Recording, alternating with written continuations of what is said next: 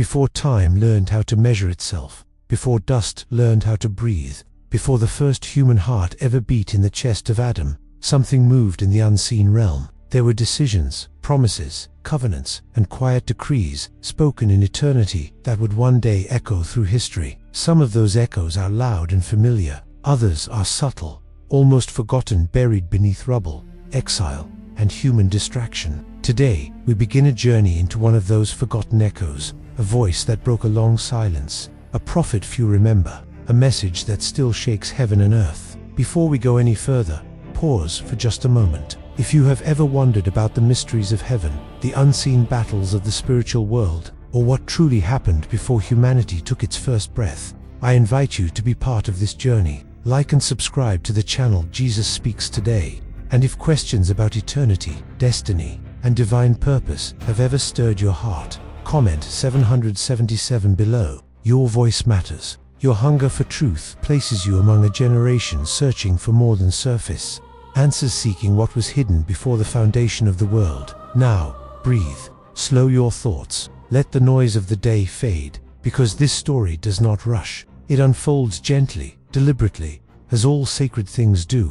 Imagine a city that once held glory beyond description. Gold reflected sunlight from every angle. Songs of worship filled the air like incense. The presence of God was so tangible that priests could not stand to minister. Now imagine that same city reduced to rubble, stones blackened by fire, walls torn down, memories scattered like ash. Jerusalem stood not as a testimony of triumph, but as a reminder of loss. 16 years had passed since the people returned from exile. 16 years of silence, no prophet, no vision, no fresh word from the Lord.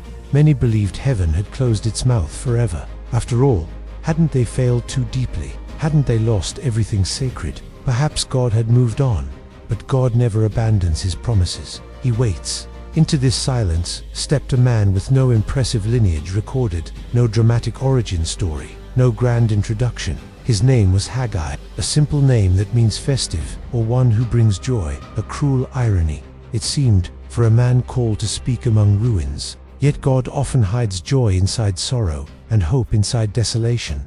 Haggai did not arrive with comfort first. He arrived with truth. The people had rebuilt their own houses, roofs restored, walls reinforced, daily life carefully stitched back together. But the house of the Lord, the center of their identity, the place of covenant, remained unfinished, a skeleton of what once was. Burned beams, fallen stones, neglected worship. And then, suddenly, the silence broke. Not with thunder, but with words. The word of the Lord came. Those words alone changed everything. 16 years of spiritual drought ended in a single moment. God had been watching. God had been weighing. God had been waiting. Haggai stood among the stones, his fingers brushing the rough surface of a fallen block that once held sacred weight. The dust of history clung to his skin. Joshua, the high priest, walked beside him, weary not only in body but in spirit. Zerubbabel, governor of Judah and descendant of David, would soon join them, a leader without a throne, carrying royal blood but no crown. And God spoke through Haggai with piercing clarity. Consider your ways. Not an accusation wrapped in anger, a question wrapped in love. Consider, reflect, look honestly at the path you have chosen. The people had worked hard. They sowed much, but harvested little. They ate, yet were never satisfied. They earned wages, but it was as if their money disappeared the moment it touched their hands. Life felt cursed, heavy, unfruitful. They blamed circumstance. They blamed fate. They blamed the scars of exile. But God revealed the deeper truth. Misplaced priority always produces spiritual famine. The issue was not effort, it was alignment. They had built homes, but not holiness. Comfort, but not covenant. Safety, but not surrender. And heaven responded not with abandonment, but with correction. Scripture often shows us this divine pattern. In the Psalms, we hear the cry, "Unless the Lord builds the house, they labor in vain who build it." The people had labored, but without the Lord at the center. Their labor leaked life instead of producing it. Haggai's words cut deeply because they were accurate. And truth, when finally heard, often hurts before it heals. Drought was not random. Scarcity was not accidental. God had allowed emptiness to awaken longing. He had withheld, not to punish, but to restore. And something remarkable happened. The people listened. not just with ears, but with hearts. Fear stirred not terror, but reverence, the kind of fear Scripture calls the beginning of wisdom. Tears flowed, tools trembled in hands, generations stood shoulder to shoulder, realizing together that God had never left. They had simply drifted. Then came the turning point. I am with you. 3 words, simple, eternal, stronger than walls, richer than gold, deeper than shame. The same words spoken to Moses in the wilderness. The same promise echoed through the Psalms. The Lord is near to the brokenhearted. God did not merely command obedience. He offered presence. And presence changes everything. The spirit of the people stirred. Hearts once heavy began to lift. Hands once idle reached for stones again. What 16 years of human motivation could not accomplish, one divine sentence did. I am with you. Rebuilding began not just outwardly, but inwardly. Stones moved.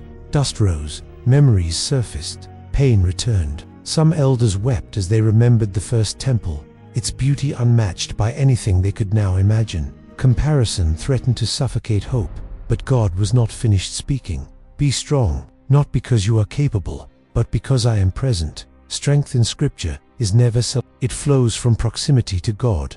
The Lord is my strength and my song, the psalmist declares. And here, among ruins, that ancient truth came alive again. Yet beneath the physical rebuilding, God was weaving something far greater, something unseen, something eternal. Haggai began to speak of shaking, not just stones, but nations, not just cities, but heaven and earth. Thrones would be overturned, kingdoms unsettled, history itself would tremble. Why? Because this unfinished temple was never just about architecture. It was about destiny. God declared that the glory of this second house would surpass the glory of the first, not because of gold, but because of presence, not because of wealth, but because of who would one day walk its courts. Hidden within Haggai's words was a mystery that would take centuries to fully unfold, a promise linked to Zerubbabel, the forgotten governor, the royal descendant without a throne. God called him his servant. God chose him. God declared him a signet, ring, a symbol of authority, continuity, and covenant. This was not about Zerubbabel becoming king. It was about preserving a lineage, a line that would lead generation by generation through obscurity and silence, until one night in Bethlehem, when heaven would once again break its silence, a child would be born, the desire of all nations, the fulfillment of what Haggai could only glimpse, the Messiah. And so the story of Haggai is not ancient history, it is living prophecy. It asks us the same question today. What have we rebuilt while leaving God's presence neglected? What droughts have we blamed on circumstance when they were invitations to return? God still speaks. God still shakes. God still restores. And just as then, He is not looking for perfect structures, He is seeking surrendered hearts. As we move forward in this journey, remember this. Before God reveals glory, He restores priority. Before He shakes nations, He awakens hearts. And before He fulfills promises, He invites obedience. This is only the beginning. Silence has a strange power.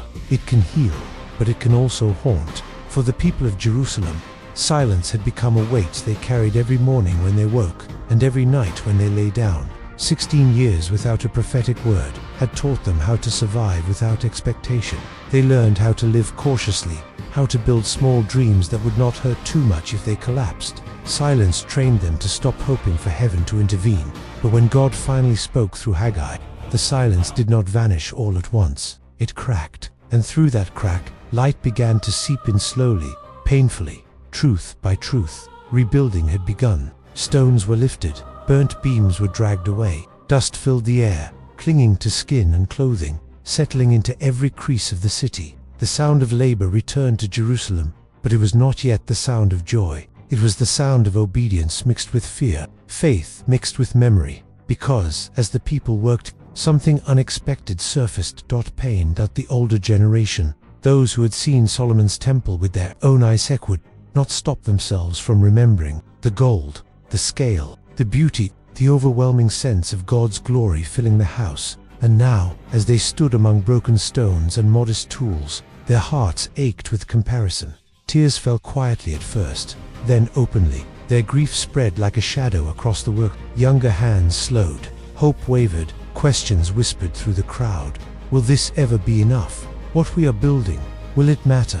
Can something so small ever compare to what we lost? Comparison is one of the most subtle enemies of obedience. It does not shout, it sighs. It does not command retreat. It quietly drains strength until surrender feels reasonable. The elders were not rebelling, they were remembering, and yet, memory, when not anchored in hope, can become a prison.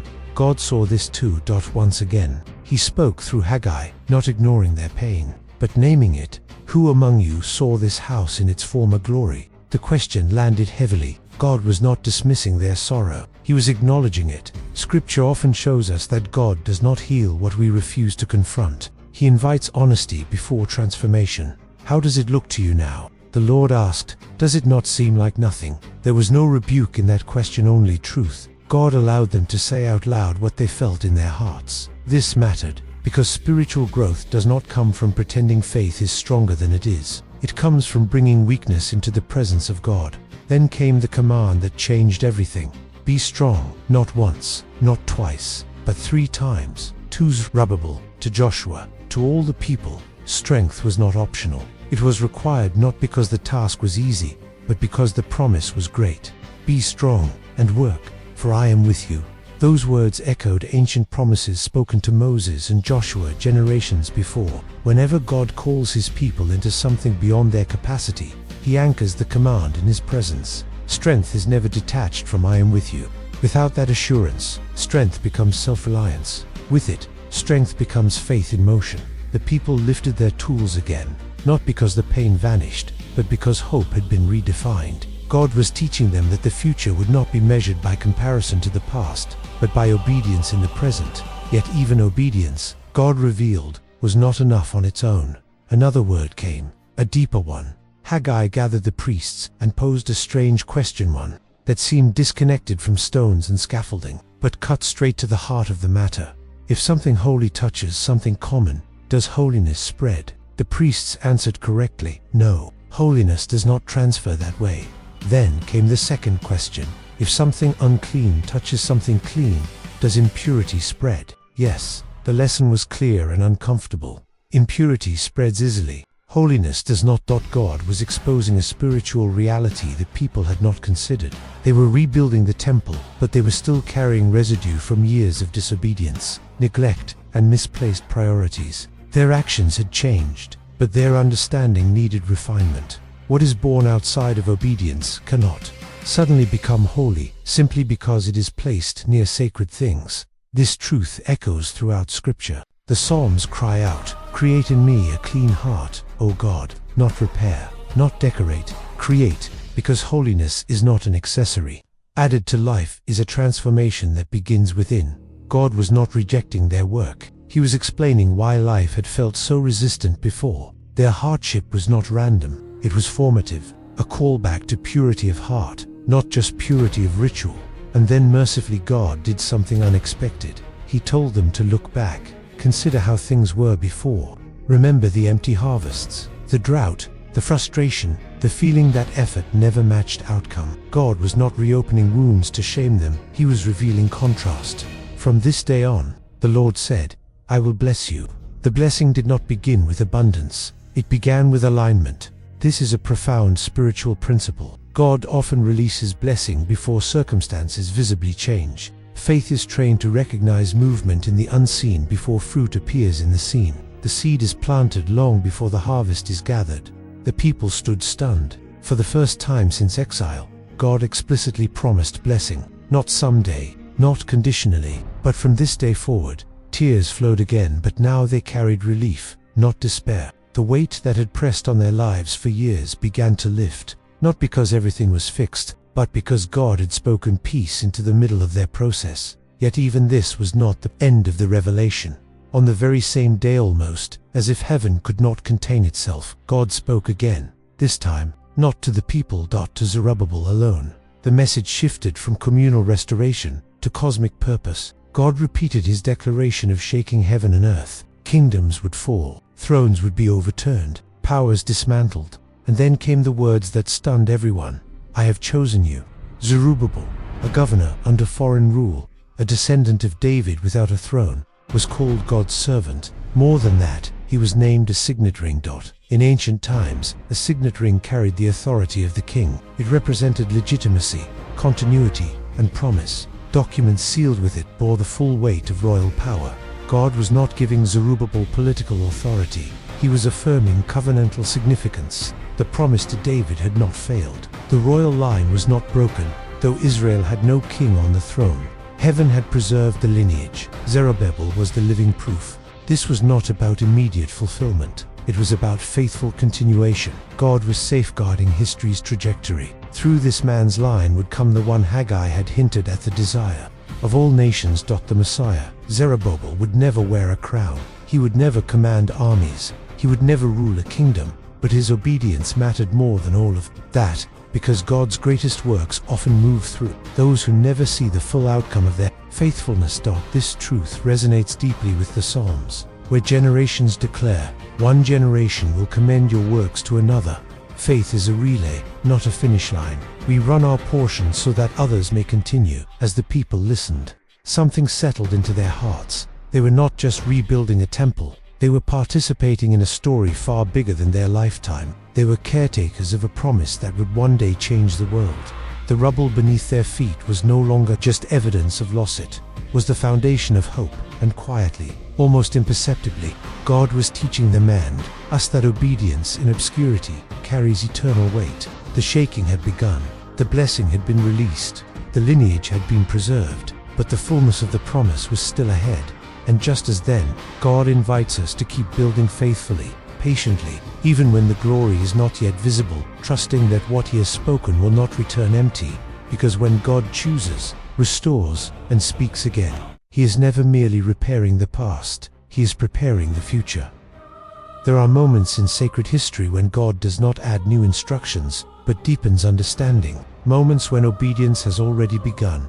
Yet revelation must go further, so the heart does not lag behind the hands. Jerusalem had entered such a moment. The sound of rebuilding echoed through the ruins, but beneath the rhythm of work, an invisible tension remained. God had stirred the spirit of the people, yet He was now preparing to reshape the way. They understood glory itself, because what God was about to reveal would challenge every assumption they carried. The work continued day after day. Stones stacked upon stones, burnt remnants cleared away. The structure slowly took shape, not impressive, not grand, but faithful. And yet, the atmosphere remained fragile. Encouragement and discouragement lived side by side. Hope flickered, but memory still whispered.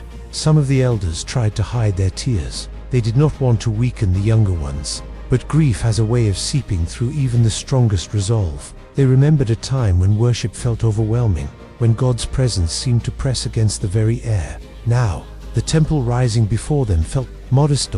It was during this emotional tension that God spoke again, not to rebuke, but to realign vision. Once more, the Lord declared, "I will shake the heavens and the earth, the sea and the dry land." These words did not immediately comfort. They unsettled. Shaking implies instability, movement, disruption. God was telling them that what they were part of would not remain confined to Jerusalem, nor to their generation.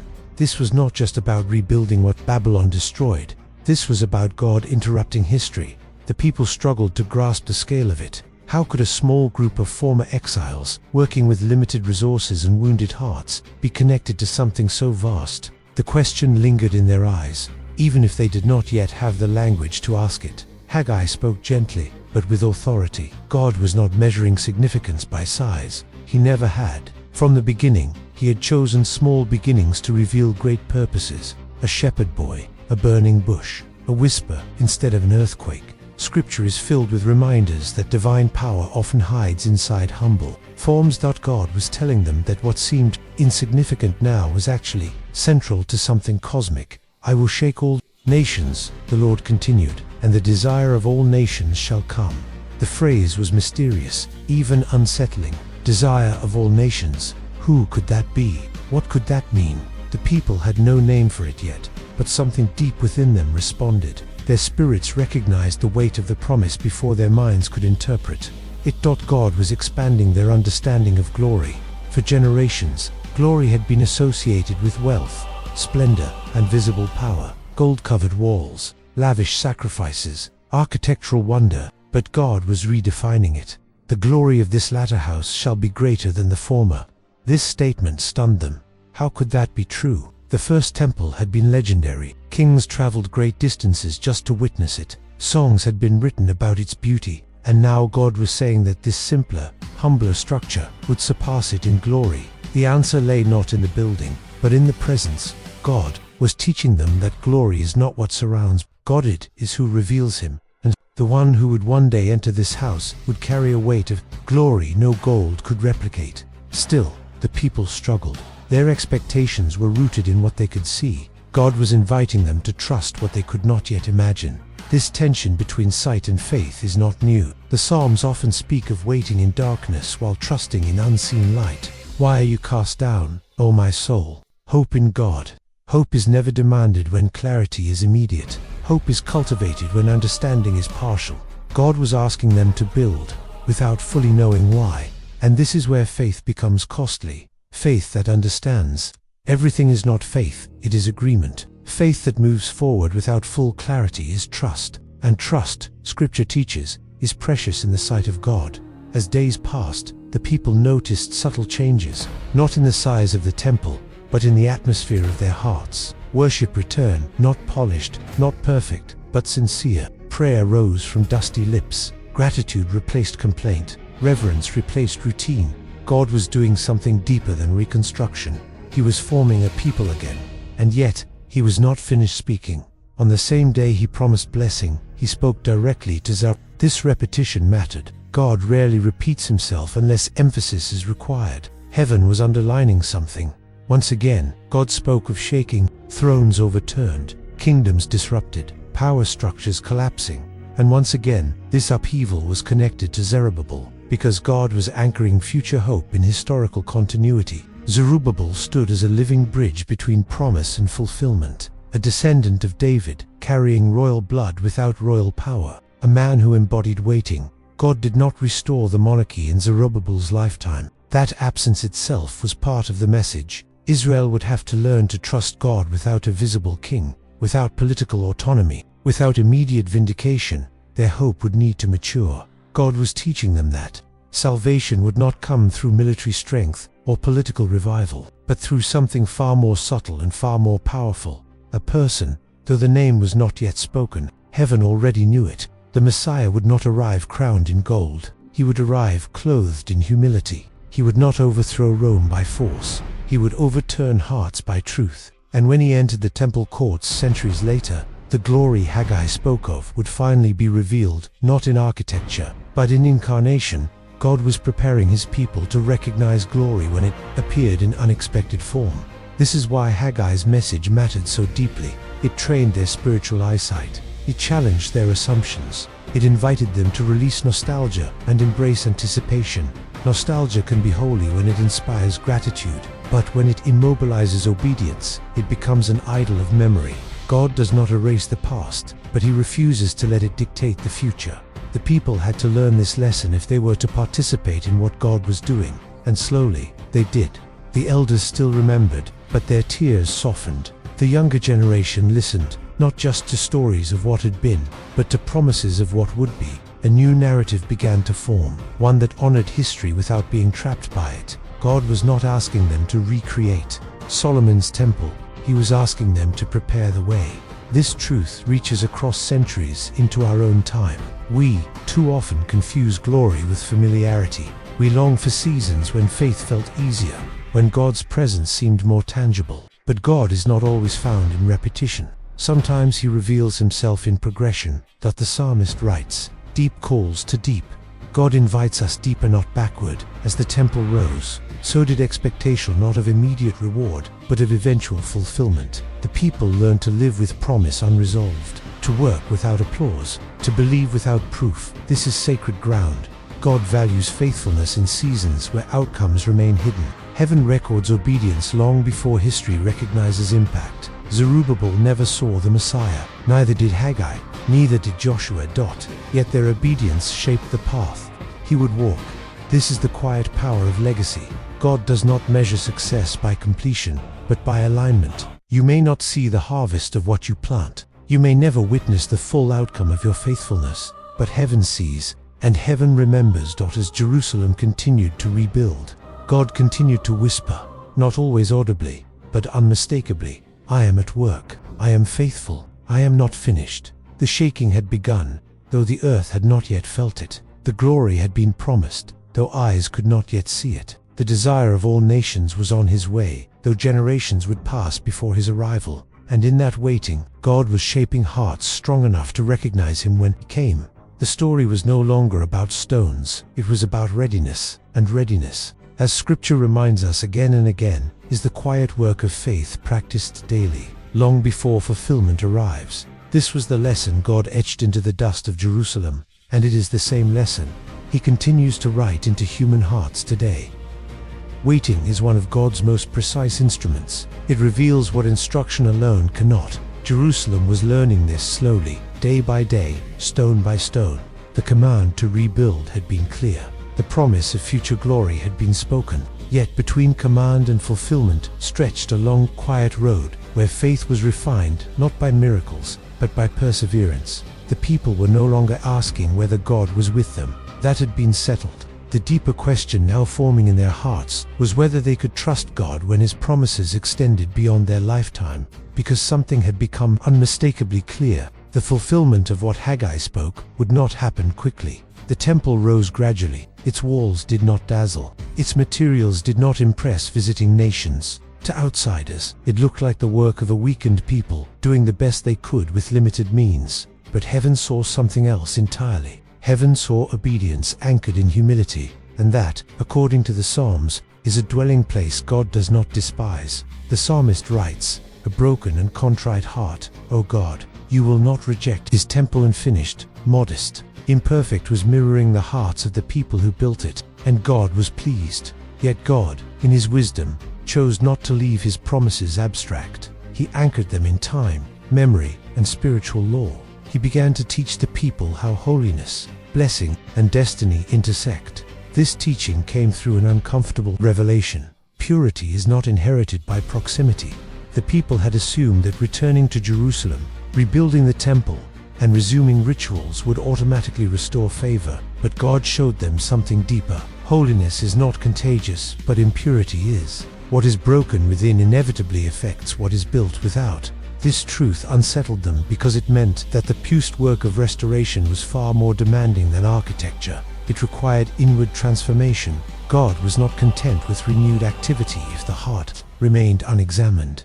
This pattern appears repeatedly throughout Scripture. In the Psalms, God declares that he does not delight in sacrifice alone, but in truth in the inward parts. External devotion without internal alignment produces sound, but not substance. God was not condemning the people. He was protecting them. He knew that if they carried old disobedience into a new season, the future would fracture under the same weight as the past. Correction, though painful, was mercy in disguise. And then, God marked a day. From this day on, I will bless you.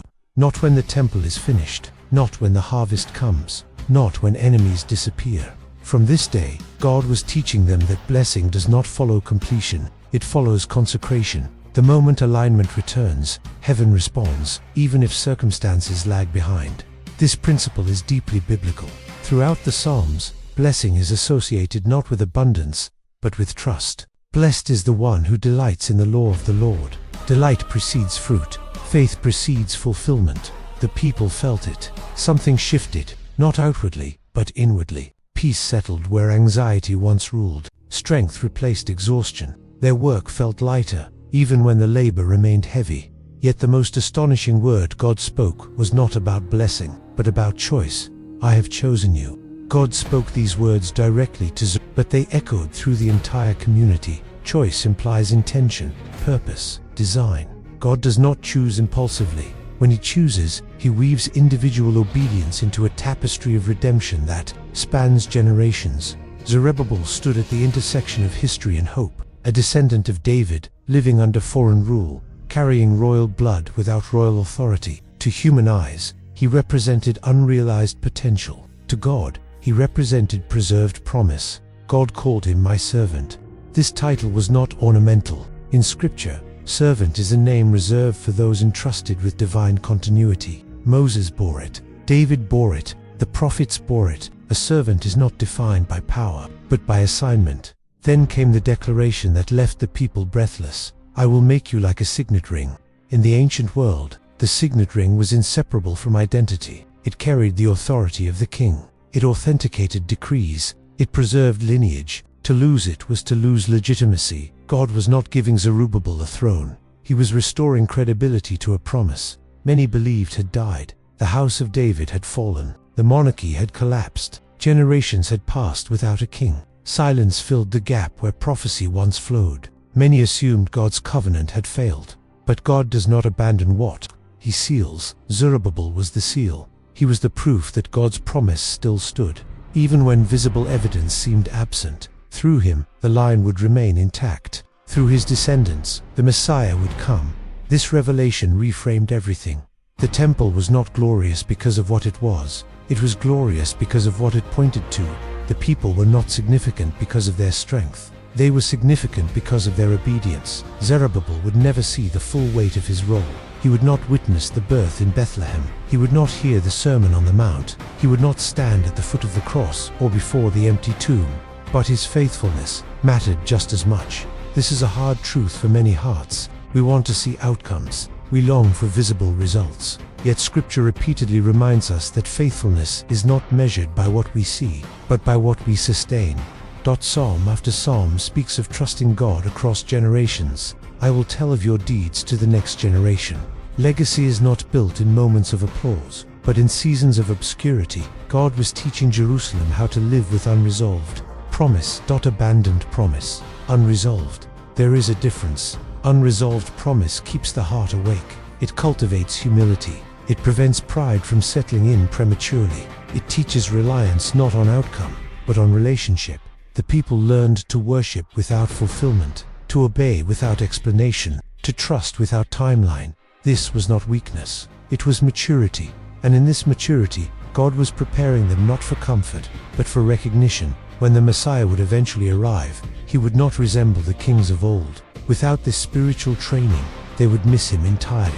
The temple rising in Jerusalem was shaping a people capable of seeing glory when it arrived quietly. And this is where the story presses into our own lives. We, too, often wait for God to move in visible ways before committing fully. We want clarity before obedience, resolution before trust. But Haggai's message gently dismantles this approach. God moves through alignment. He blesses obedience. He honors faithfulness, even when fulfillment is delayed. The temple of Haggai's time was never meant to compete with Solomon's. It was meant to prepare the way, and preparation, as Scripture shows us, is often God's most significant work. The stones continued to rise, the people continued to wait, and heaven continued to watch, because the promise was alive, and God, as always, was faithful to every word he had spoken. Time has a way of revealing what urgency cannot. As the walls of the temple continued to rise, so did a quieter realization among the people. This work was shaping them as much as it was shaping stone. God had not rushed them, because what he was doing required depth, not speed. The silence that once felt like abandonment was now understood as preparation. The people began to notice something, subtle but profound. God was no longer speaking only to correct them. He was teaching them how to see.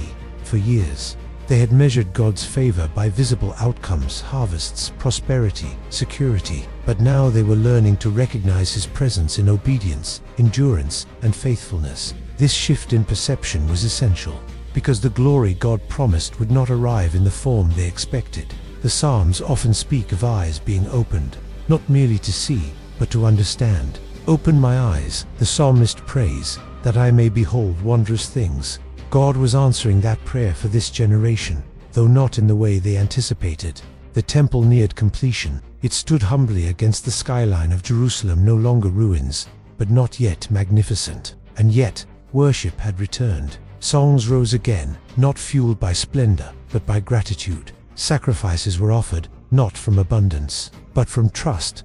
God had restored rhythm before restoring glory. This order mattered. Throughout Scripture, God consistently restores relationship before revealing power. He calls hearts before he displays signs. He invites surrender before he unveils majesty. The people of Jerusalem were living this pattern, learning that God's greatest work often happens quietly. Beneath the surface of visible change, Zerubbabel remained at the center of this unfolding story, not as a ruler, but as a reminder. He governed faithfully, knowing he would never sit on a throne. He carried a promise larger than his role, larger than his lifespan, and in this, he embodied a truth Scripture repeats again and again. God's purposes are rarely confined to a single generation.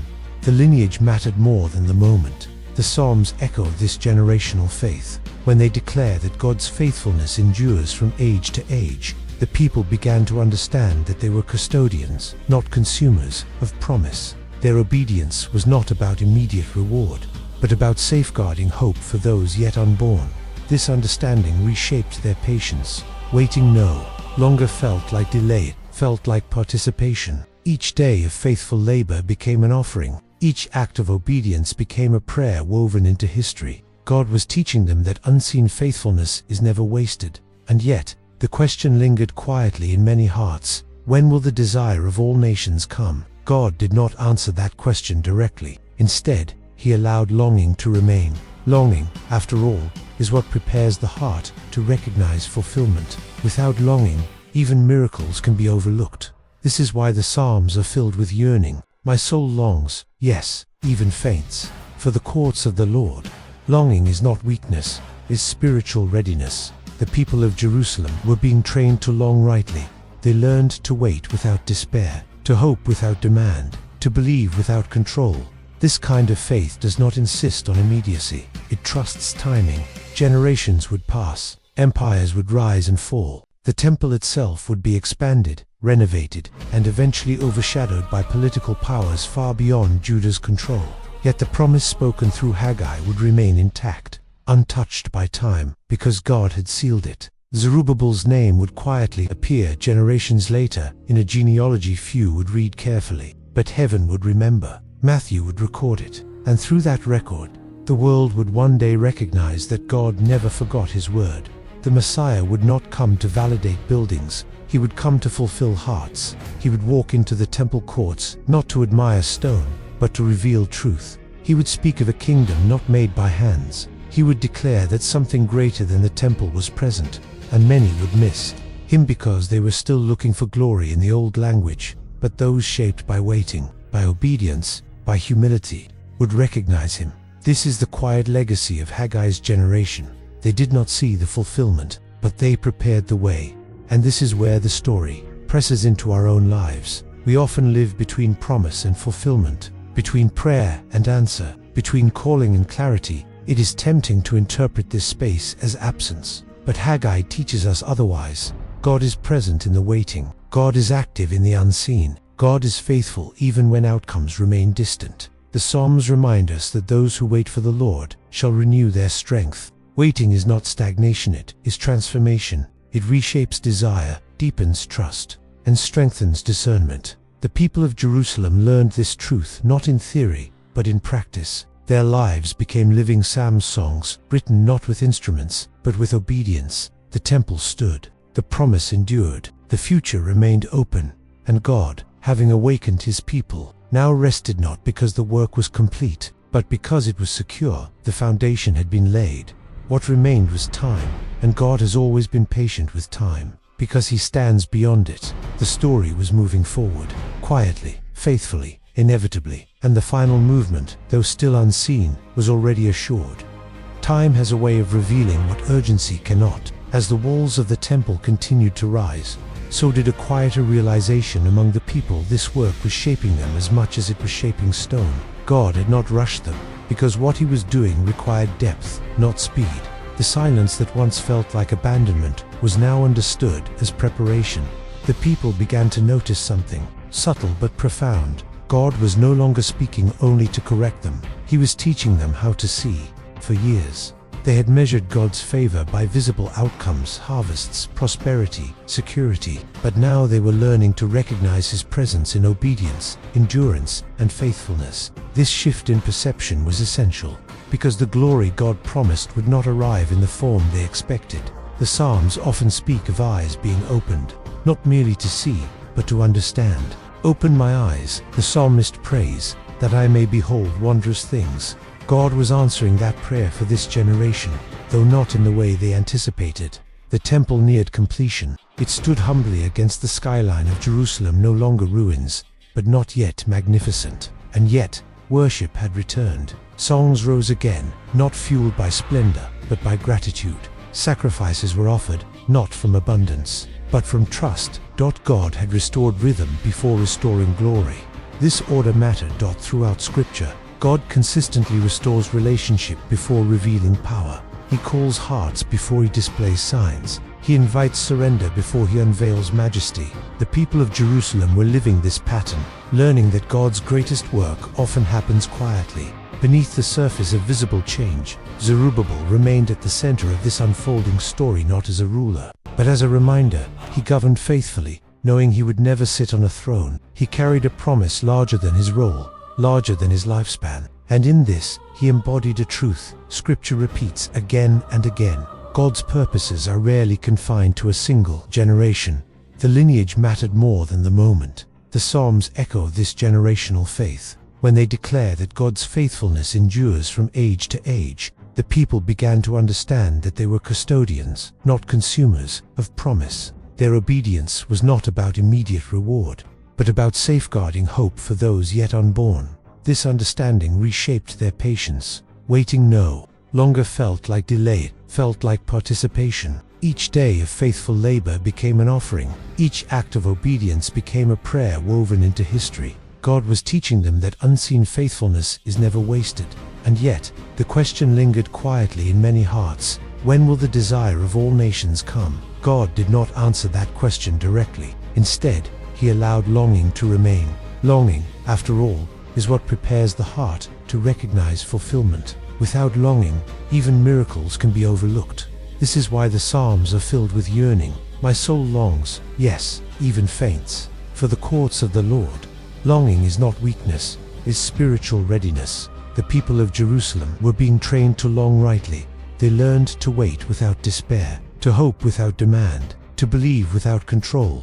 This kind of faith does not insist on immediacy. It trusts timing. Generations would pass, empires would rise and fall. The temple itself would be expanded, renovated, and eventually overshadowed by political powers far beyond Judah's control. Yet the promise spoken through Haggai would remain intact, untouched by time, because God had sealed it. Zerubbabel's name would quietly appear generations later in a genealogy few would read carefully, but heaven would remember. Matthew would record it, and through that record, the world would one day recognize that God never forgot his word. The Messiah would not come to validate buildings, he would come to fulfill hearts. He would walk into the temple courts, not to admire stone, but to reveal truth. He would speak of a kingdom not made by hands. He would declare that something greater than the temple was present, and many would miss him because they were still looking for glory in the old language. But those shaped by waiting, by obedience, by humility, would recognize him. This is the quiet legacy of Haggai's generation. They did not see the fulfillment, but they prepared the way.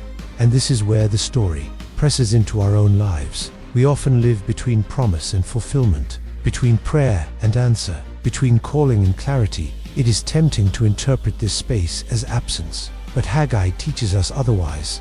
God is present in the waiting. God is active in the unseen. God is faithful even when outcomes remain distant. The Psalms remind us that those who wait for the Lord shall renew their strength. Waiting is not stagnation, it is transformation. It reshapes desire, deepens trust, and strengthens discernment. The people of Jerusalem learned this truth not in theory, but in practice. Their lives became living psalm songs, written not with instruments, but with obedience. The temple stood.